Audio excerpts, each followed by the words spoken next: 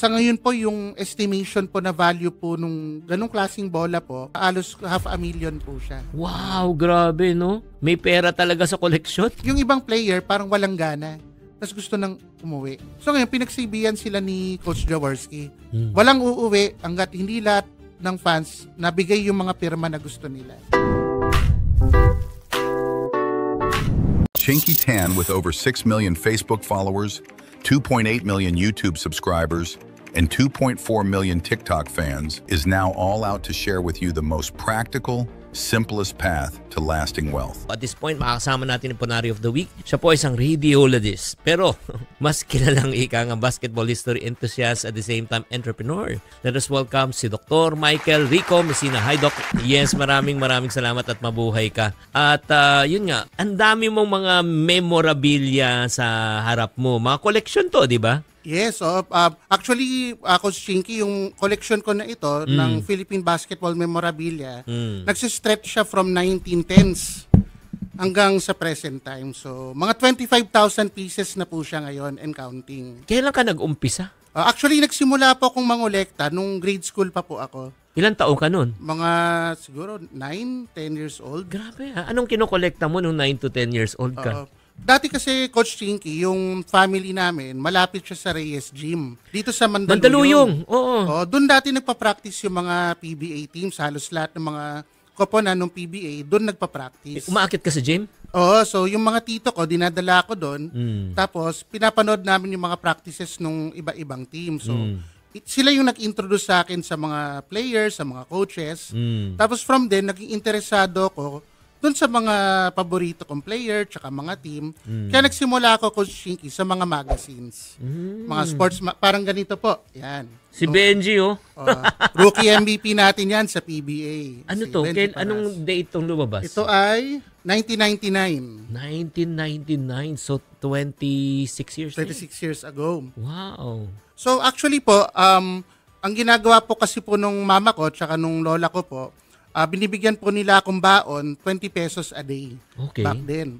So ang ginagawa ko po, since gusto ko bumili ng mga magazine, so sinabihan po ako nung mama ko po, nung lola ko na, kung gusto mong bumili niyan, pag-ipunan mo. Wow. So dun sa 20 pesos na yon, pwede kasi ako mag-tricycle papuntang school.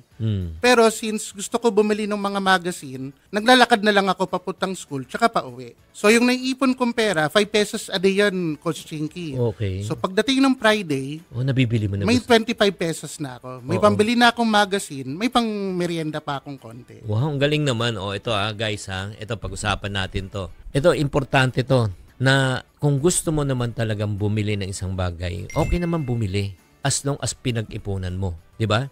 Hindi naman niya inutang to That's number 1. Number 2, nagsakripisyo. 'Di ba? May sakripisyo ka. Mga ilang minuto rin na maglakad pag maglalakad ka. Mga 15 to 20 minutes. Oo. So parang naisip ko naman, parang exercise na to. Nakabili pa ako nung pang-collection ko. So 9 years old ka nag-umpisa at paano 'yun lumaki? At syempre, paano ka nag-source ng pera pa aside from that? Anong diskarte mo? So, kasi Sir Chinky, Coach Chinky, so nagsimula ako sa mga magazines, pero since nagpe-prepare na ako dun sa mga courses para maging doktor, medyo na tigil muna siya. Siyempre priority yung anong taon naman yan? Mga 2000s na po yon, Coach Chinky. So, okay. So, kailan ka nag-umpisa?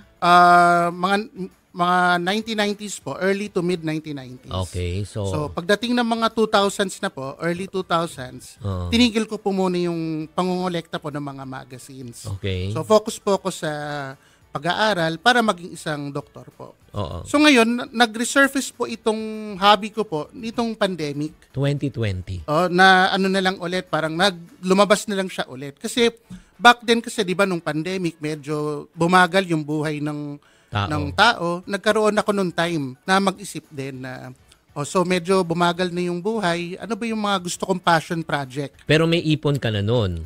Yes, oo. So ang system namin ng misis ko kasi, kunyari may dumarating na sweldo, meron kaming parang bucket para dun sa paglalagyan ng sweldo. Sige nga, paliwanag nyo paano nyo hinahati-hati. So ang ginagawa ko po, pag dumating na po yung sweldo, ginagawa namin po ng wife ko po, ni Ellen. So una po, emergency fund. Wow. Yun po yung pinakauna po na Galing. pinupunuan po namin. So ngayon, pag nalagyan na po yung emergency fund, investment fund naman. Wow. So para pag halimbawa, kasi hindi natin alam kung kailan darating yung magandang opportunity or magandang investment. So para merong mahuhugot na Galing. pang-invest na hindi maapektuhan yung emergency fund. Galing. And then lastly, yun na yung pang mga konting luho, Yeah. collection, Wow. tsaka of course yung pangbayad sa mga expenses sa bahay. Galing. Ang galing-galing ng mga kapatid. Ayan, tularan po natin si Doc. Si Doktor naman, syempre ang profession niya iba. Pero yun nga, marunong pa rin siya sa pera. Una, nag-ipon siya para sa emergency. Pangalawa, para pampalago ng pera. Pangatlo, yung parang pangailangan. Pang-apat, yung sa luho na. Wala mang problema sa mga luho, di ba? Basta kung afford naman. Oo. At saka sa legal na pamamaraan. Tama, dapat legal. Yun ang mahalaga. Okay, so more or less ngayon, simula na nag-umpisa ka hanggang ngayon, di ba? 2025, no? Ilan na yung mga nakolekta mong items? Ayun po, sa estimation ko po, Coach Chinky, 25,000 po na Pieces. piraso and counting. Grabe. Kasi po, kada week po, laging may mga lumalapit sa akin na mga sellers o mga kapwa collectors na gusto po nilang ihabilin sa akin yung mga items po nila para i-safe keep ko po. Okay, grabe naman talaga. No? Sige, pwede natin paliwanag lahat yun na sa table. Yun na dito, dala mo. Ano mga to? Sige. Apo. So, siguro ito yung una kong i-share sa ating mga viewers, no? Ito po yung isang bola nung 1990 Asian Games. Okay. So, familiar po ba kayo, Coach Shinky, dun sa Dream Team, di ba, nung NBA, nung Yeah. 1992? Oo. So, actually, tayo po yung pinakauna, nauna tayo sa Dream Team na magpadala nung all-professional na basketball player sa isang international tournament. Pwede ko bang mahawakan? Opo.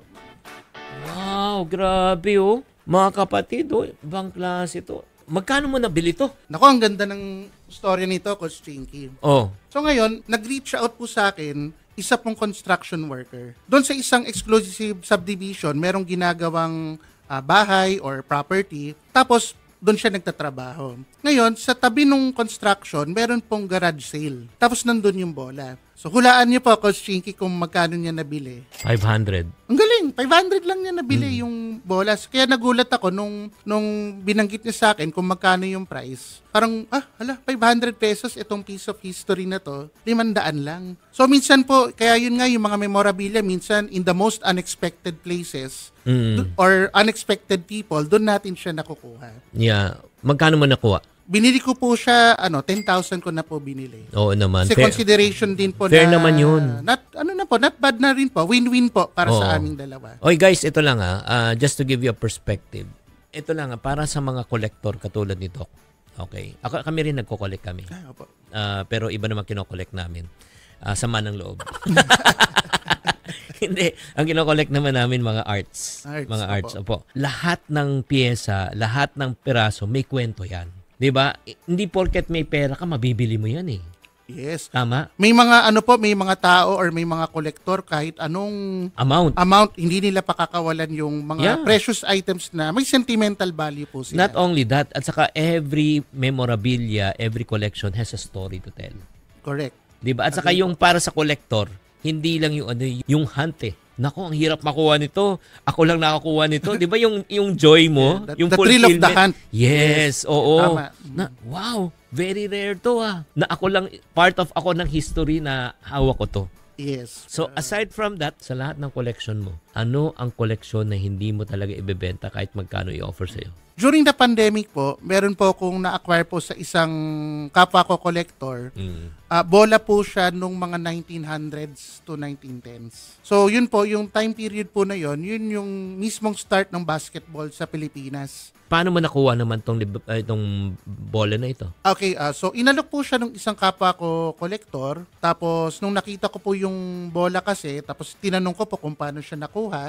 So actually po nakuha siya sa isang school sa I think Southern Luzon. So yung eskwela po na yon nung pa siya American period. Okay. So ngayon yung eskwela na yon gigibain na dapat. Hmm. So ngayon sa PE department nung ginigiba na naka-seal yung bola. So, Seal? na-preserve. So, parang merong lalagyanan or cabinet na nandun lang yung bola for so many decades. Wow. Magkano nakuha yan kung mamarapatin nyo? Nakuha ko po siya at that time, mga 20 to 25,000. Pero magkano na yung halaga and value ngayon yan? Sa ngayon po, yung estimation po na value po nung ganung klaseng bola po, kasi super rare po siya dito sa bansa eh. Mga alos 500,000 po siya. Wow, grabe no? May pera talaga sa koleksyon.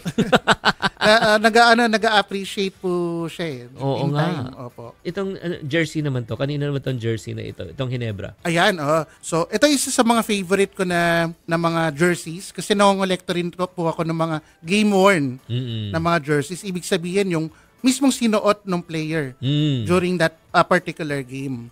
Worn siya na jersey ni JJ Helterbrand. Oh. So isa po siya sa mga Hinebra Legends po na 50 greatest players. Ang maganda po dito, sinuot po niya ito nung jersey retirement nung number 7 ni Coach Jaworski. So ito po yung sinuot po niya. So ni-research ko po ito, Sir Chinky, hinanap ko yung video, tapos nakita ko, ito yung may nakasulat. All the best, you can go for it. Sincerely, Bobby Jaworski. So may pirma pa po ito ni Coach Jaworski. Oh, grabe. Kaya, Doc Michael, anong maipapayo mo naman sa mga taong gustong pumasok sa ganitong larangan? Hanggat kaya, number 1, maging specific ka. Ano ba gusto ko? Basketball ba? O kung basketball, ano ba? NBA ba? Philippine basketball ba? Or meron ba akong isang player, siya lang ba yung kokolektahin ko? So, yun po yung isa. Number 2, budget. Yun ang mahalaga po. So, ako po, ang ginagawa po rin namin ni Mrs., although meron kaming nakaset na amount po for the collection, meron din pong cap or maximum na pwede ko lang pong gastusin per month. So pag lumagpas na ako dun sa cap na yon, wala na. Next month na po ulit ako pwedeng bumili. Galing. So para malimitahan ko rin po, mapigilan ko yung sarili ko kasi marami pong nag-o-offer din eh. Kung lahat po pagbibigyan ko, masisimot po yung budget. Tama. Tsaka baka yung ibang kunyari yung investment fund ko or yung emergency fund, baka mabawasan din. So, iniiwasan ko po yun. Ano naman yung dream collection mo na hindi mo pa nakukuha ngayon, alam mo available? Siguro isang bola na ginamit nung 1954 na World Basketball Championship. So, bakit po? Kasi yun po yung taon na nag-third place po yung Pilipinas sa buong mundo. So, po siya, parang ang leader po ng team na yon si Kaloy Loizada. Yes, si Kaloy. Considered as perhaps the greatest of all time po na Filipino player. So, nag-bronze medal po tayo nung panahon po na yon sa Brazil.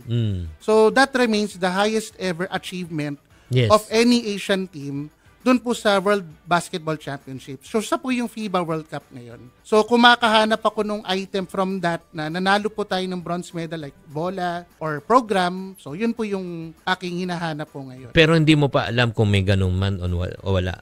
Meron pong mga pictures sa sa internet, pero wala pa po akong nakikita sa eBay. Yes. Baka po kasi nasa personal collection ng ibang collector po yun. Right now, ano naman ang maipapayo mo naman sa mga tao, 'di ba, na may mga hobbies, 'di ba? Pero minsan nauubos ang pera, nauubos ang ipon, 'di ba? Napupunta lang sa hobbies. Nakakalimutan na yung ipon, nakakalimutan ng responsibilidad. Ano may sabi mo sa kanila? Siguro ang masasabi ko sa mga kapwa ko collector, so magandang merong accountability body rin or partner. Ako ang kasama ko dito, yung aking asawa, yung aking DC. So pag nakikita niya na parang medyo napapagastos kaya Dr. Miko Miko So medyo hinay-hinay lang ganyan. So mahalaga rin may mga kasama ka doon sa mga kaibigan at partner na pwedeng sabihan ka. Maraming salamat, Doc Rico Messina. So, ano yung Facebook page nyo para ma-contact kayo? Yung personal FB page ko po, Michael Rico Messina. Tapos yung sa FB group naman po, The Basket Vault. Basket Vault. VAULT. Yes. Okay, maraming salamat. Iwanan ko ngayon ang chink code for today. The goal in life is not just to be financially stable but to be financially responsible.